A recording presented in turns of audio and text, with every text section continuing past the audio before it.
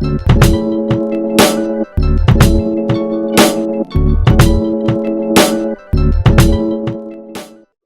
this is Generational Talk. My name is Darius, and Ryan is my co-host. Real quick, I'll go around the rectangle here, and we'll list off, our names and then our generation. So again, my name's Darius, and I am a 1994 Millennial. Ryen Thomas, born in 1981. I am Kat. I am 83 Millennial. Yeah, I'm 1950, so I'll be 70 in a couple of weeks. I'm an Aquarian boomer. And I'm David, 1947 boomer. And my name is Thomas, and I'm 31 years old and 1988 Millennial. This is good because we definitely have a mix now. We have a mix of millennials and boomers, showing that we are all together in this coronavirus epidemic. This will be a general chat about how everybody's been doing since the coronavirus epidemic started, and how you're dealing with it and how you see other people dealing with it. So, I'll hand it off to start with David and James. So the past 2 months, how has it been where you guys are at, and what has been the most surprising thing about this whole thing, just as far as people's behavior or things you've seen? David, you go first. You're older. Well, in some ways, of course, since I've been retired and working at home for some time, it hasn't been as much of a change as it has for a lot of people. I am feeling a little stir crazy, and that there's nowhere to go, which reminding me of two earlier periods way back in my life. One was the 2 years I spent in boarding school in constant lockdown, and the second was the 4 months I spent on active duty in the U.S. Army, where, again, you just couldn't go anywhere, and there wasn't a whole lot to do. My wife and I are doing fine. We've adjusted to getting our supplies and so on. Obviously, it all makes you nervous. I know the number of people who've had it, although nobody's more than seriously ill. And in fact, I just ordered on eBay, I believe it's called a pulse meter. But what it really does is it measures your oxygen level. And that's because of a piece by a doctor in the New York Times who had been talking to another doctor, a friend of his, who's in the ER, who says one of the big problems with this is you can actually have pneumonia, but no visible symptoms. It's a weird form of pneumonia, and you have to measure your oxygen to know if you're sick. Now, I do measure my oxygen in a different way when I go on a bike ride every few days, and based on the one I took over the weekend, it's holding up just fine, but still, that would be nice to know. Again, I changed the writing project I'm working on because I couldn't get into the library, but I'm having fun with something with an online course. And as you all know, I do want to give my course on Zoom, and I'll have to take the next step on that too. And I'm just watching what's going on, and like everybody else, trying to fit it into our historical scheme and trying to figure out what comes next. We are definitely in a hot spot now, and things have not yet begun to get better around here. We also, I'll just mention this, the last thing, which many of you may not have seen it. Right across from the Mystic River from Boston is a suburb called Chelsea, which is a very packed in, not well-off suburb with a big immigrant population. And they went into the main square in Chelsea for medical personnel last week, I think. And they simply stopped 200 random people and gave them all the antibody test. I guess it was the antibody test. And 30% of them had it, which is a rather striking statistic, which may indicate, again, that this is a lot more widespread than we know. So we've been secluded at home, my wife and I. We Zoom with people. My children have come around a couple of times with groceries. We've had what we call quarantinis on Friday nights and also Mondays, where we invite people to come sit outdoors 6 feet apart, BYOB, no food, and just chat. And I've had a sense the people that have done that, which have been my family and friends, have sort of enjoyed talking to somebody besides the people in their house. But it sort of feels like Groundhog Day, that, you know, every day is the same. And there's actually some days I have to think about what day of the week it is. So that is sort of a new sensation. We've had some big trips canceled that we were planning on for this spring. And that's been disappointing. And I have a trip in our travel trailer planned beginning May 18th, and who knows whether that will happen or not. So that's sort of maybe what's happening at a personal level. I'm in Atlanta, and I guess at a macro level, maybe the things that have been the most surprising is that the CDC, which, as you know, is based in Atlanta, and is called, the CDC stands for the Communicable Disease Center, and it seems to have failed in a fairly fundamental task, and I found that surprising. I mean, I'm surprised that even in the midst of this crisis, that partisanship tends to predict the reactions people have. I wouldn't have thought that. I'm surprised at that our, what you might call our sense-making apparatus has collapsed, that you really don't know what to believe. You hear conflicting things about every topic imaginable. You don't know, you know, is hydroxychloroquine good? Is it good early or late? How many people are actually infected? What's the fatality rate?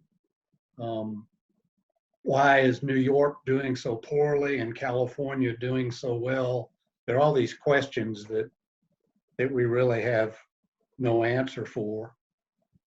And I guess at a personal level, what's been surprising is how my place of worship has used social media in such an effective way to keep people connected. Our Sunday services have gone on online. There's been a regular evening 10-minute sort of end of the day type service that people are using. So there's a certain resilience to my close-in community that I'm surprised but pleased with as well. James, you mentioned you had to cancel a trip. My wife and I were planning to go to New York.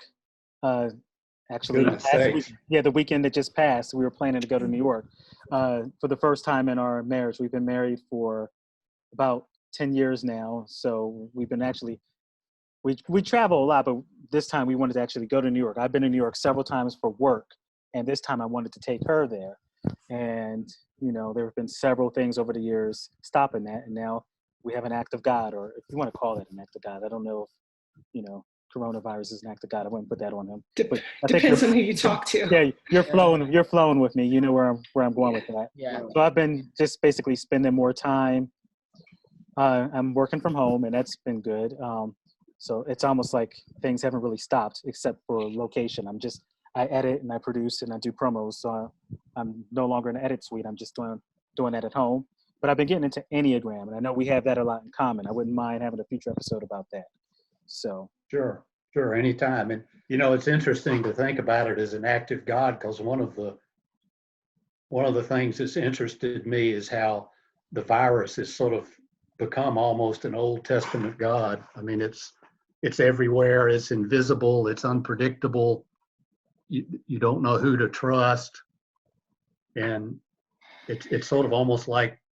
And the reaction to it has been to adopt what you might call purity rituals. It's like we're back in the Iron Age. We're wired for this stuff, and particularly in a secular age, it sort of brings back all these feelings of that it's a reaction out of the past in a way. I wonder if there is like a group of people, like a small group of people who actually worship the virus, because it is like all around you. It's volatile. You don't know what it's going to do. So they're like, please don't do anything to like upset the, you know. Yeah. I should Google that. I want to see. There's so many different groups. So instead of how I worship the bomb, how I worship the virus. Exactly. It's been interesting. I'm in Los Angeles, so I live with my husband, and he is more of a, he's more cautious than I am, I should say, or more abreast of situations than I am. So like back in February, he was already like stocking up on stuff before everyone was. And then and I was just like, okay. And then when it finally started to get real, I was like, oh, thank goodness he did that, because we would have been completely vulnerable, like just without the stuff that we need. But we're managing. Jason, my husband, is working from home, and I've been working from home before then, so I didn't have to do anything. But I would say that it did slow down my job search for other things. So I don't really know how to navigate this new market. Like, people say they're hiring, but are they really hiring? So it's a whole. It's funny. It's a whole thing. I've seen many signs for like, we're now hiring. It's at a lot of the retail stores that are essential that are still up. They're now hiring. I've seen that too. Yeah. So so we're managing. We're doing okay. I think every day is like always some type of obstacle or adventure, if you will, as we get a delivery, or you know, if I go outside or if I go for a walk or something, it's a whole thing. Like, I made these masks. I don't know if you can see it, but hold on. I made these masks. I crocheted these, and it's pretty hot. I made them for us so we could actually go outside and go on walks and stuff. But it's getting warm, and so now I'm regretting the crochet, because now my face is just so hot and I just want to take it off. But people outside are just walking around with no masks on. So like, we don't know what's going on. We're just like, we're going to protect ourselves, and you guys do whatever you need to do. Well, California has really done so well. Yeah. And yet has got a lot of things that would make you think it wouldn't do well. Do you know why it's done? Do you have a theory as to why it's done so well? I think I honestly don't know. I feel like it could be the space, because compared to New York, I think the space has a lot to do with it, because everything is a little bit more spread out. And also, I think that, well, I know that New York is also progressive, so that's not really a thing, but the governor has been pretty adamant about like, no, we're going to keep things closed. Don't care what anyone else says. We're just going to keep it closed and let science tell us what's going on, as opposed to the government or whoever else. So I think that's it. And then there's also this theory that because people have been going in and out so much in LA and in San Francisco just over the past like winter or something, the theory is that it probably already hit us. And so we're just like on the tail. I don't know if we're like on the tail end of it, or if there's like an immunity or what. No one knows anything for sure. I'll pick up on that a little bit. Yeah, please do, because I'm just going off a hearsay here, but that's a theory that's been going around, as far as like people have just been traveling so much that the flu that you probably had back in December was probably COVID-19 and you just didn't know it. Well, there were so many, like in the fall, I remember a lot of people saying there's a bug going around, you know. Why do I still have this cough? You know, this unproductive cough that just lingered for weeks. Yeah, so I mean, I get that just with any cold that I get. So, I mean, I could have had it. I don't know. I don't remember. There was a new report recently in the last couple of days about 2 coronavirus deaths in early February in California, being now that they've done the testing, the autopsies, that looks like they've tested for COVID-19. So yeah, I mean, like it certainly looks like it was there earlier than I'm like, because if people are dying in early February from it, that means it was probably kicking around before then, Right. you know. Yeah, and just because you have the entire, West Coast there, there's a lot of flights, not just to Seattle, but also to really anywhere in California, especially the major cities. So that wouldn't surprise me at all. Well, and you've probably got, I think I read somewhere there were, prior to the shutdown, there were like 5,000 people a day coming into California from China. So that could have. About New York and possibly Boston, James, you made a suggestion at one point on the page that I thought made a lot of sense, that it might be the subway. Might be what? The subway. Yeah, Possible for the spread. You don't have much of that in Los Angeles. Yeah, we have a subway system, but it's not. It's not at all, as much like, as part of it's not as much. It's not as integral as LA is. That's a good point. Or as New York is. And Boston has subways too that are heavily used. Yes, we do. Right? We do. Yeah. Right. Has New York hit a peak yet? Like, they're plateaued basically, but it's a pretty high plateau relative to. Yeah. So how do you think we're going to get out of this? And we could work in the 4T theory. We're all fans of the 4T. That's about how we met. So we look at life through cyclical view of history. And at this point, we're in what's called a fourth turning crisis. So I don't mind working in, some crisis language. How do you think we'll get out of this crisis? This particular chapter of the crisis. I'm not sure this will be the end. Well, I did a blog today. It's not up. I sent it to my editor at time.com, and it turns out she says she's too swamped and was kind of interested but isn't going to do it. So I'll probably hold it until the weekend. But it was an attempt to compare our response to this to the Roosevelt administration's response to the fall of France in the next year and a half that I described in my book. And I tried to draw an analogy as to how we would be handling it if we were handling it like that. And the first thing is, we just need a lot more data. In the same way that they tried to figure out what they would need for various contingencies. So we need to know how many people are infected, how many people have it. We need to know what you can do to keep people alive, etc. Now, the only other thing I'm going to say is that the whole issue of the trade-off between trying to save every life we can by shutting down the spread, by isolation, and the question of reopening the country, I don't feel I have the data to express an opinion on what we should do, but I do think that's a very real issue. The trade-off is very real, and wittingly or unwittingly, we're going to make that decision at some point, which will amount to a decision on how many people are we going to have died from this.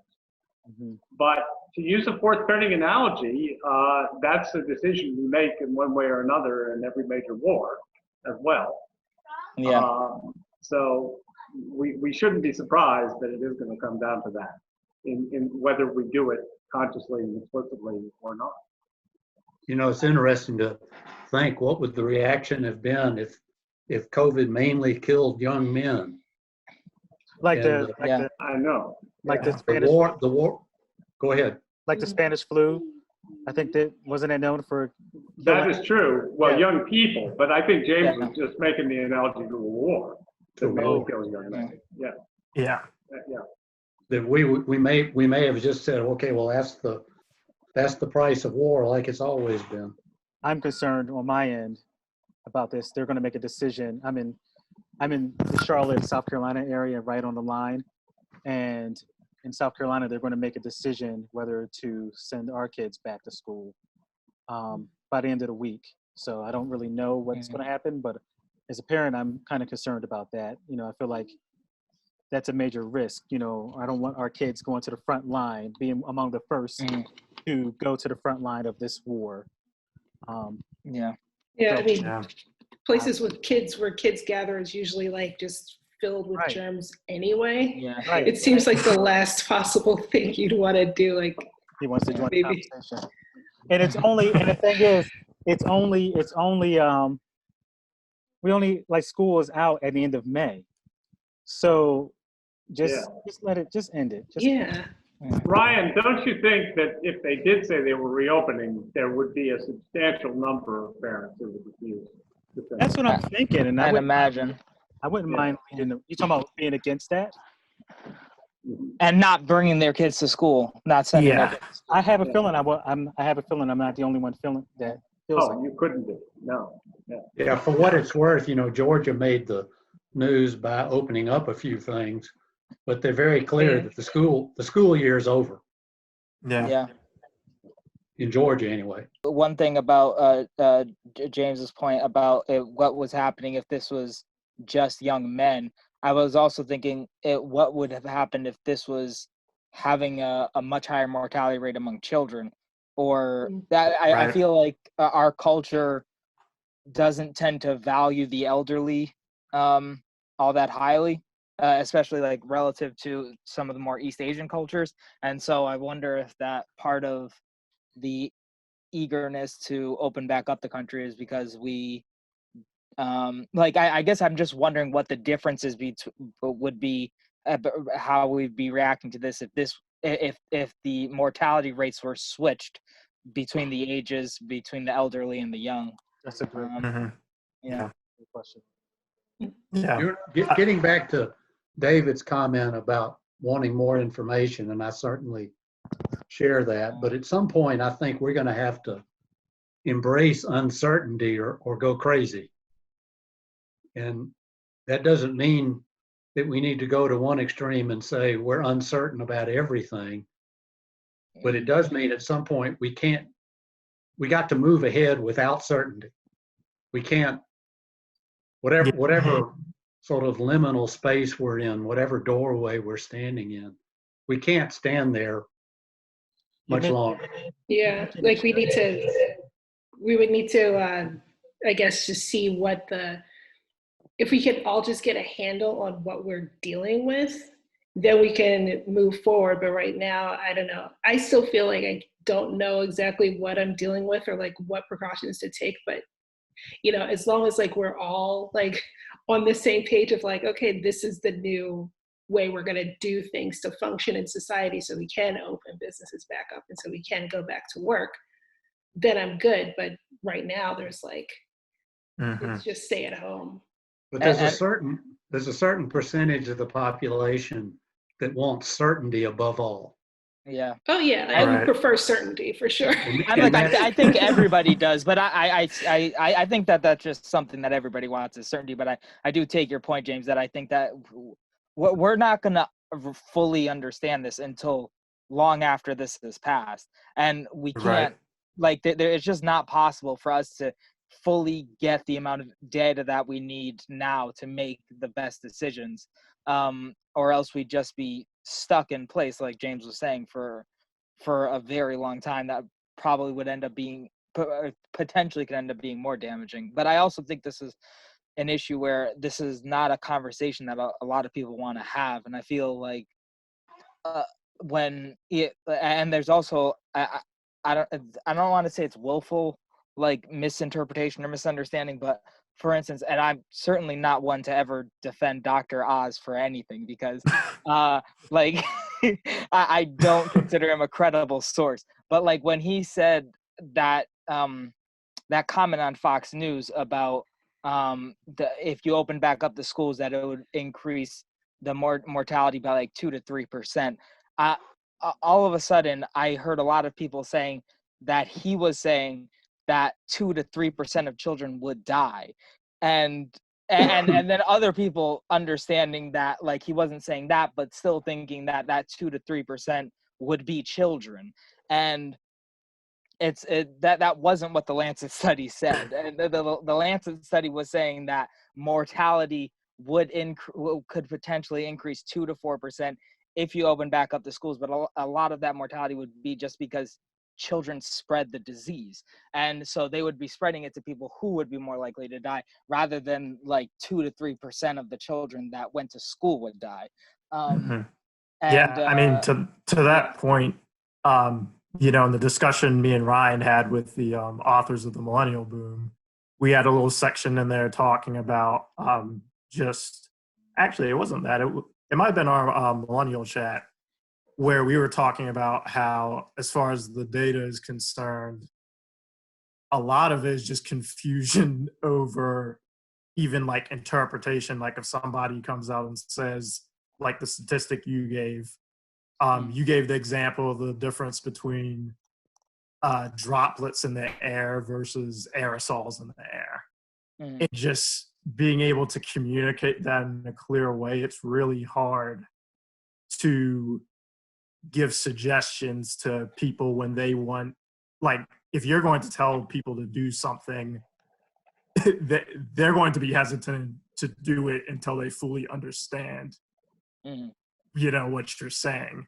And I mean, in the case of Maryland, sort of going back to our earlier question, we're actually heading into like a peak in the next, I think it's 3 weeks. It's around May 14th that we're supposed to hit our peak in Maryland. And so you see, in our case, we're actually, you know, ramping up as far as making sure everybody's home and making sure that people who are out have masks and all of that. And I think it's just interesting because I have friends in other states, and the vibe in those places is that we're thinking of a way how to, you know, get out of this, transition out of this. In Maryland, we're pretty much sort of, you know, battening down the hatches. So that's really right. a stark contrast. And I'm not the authority on this subject, but I feel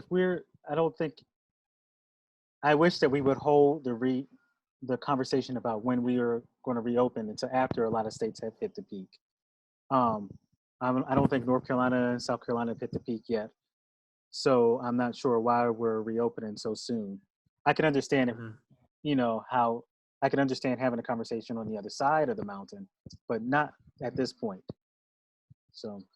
Right.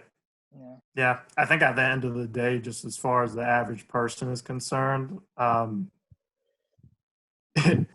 I say this as somebody who, again, works in government, like from my angle, a lot of stuff we talk about in the group, the guy I work for was on the Health and Human Services Committee in the Maryland State Legislature. So literally, like all this stuff, I was actually reading, you know, research and calling people up on the phone about it. The average person really doesn't need to worry about it to that extent.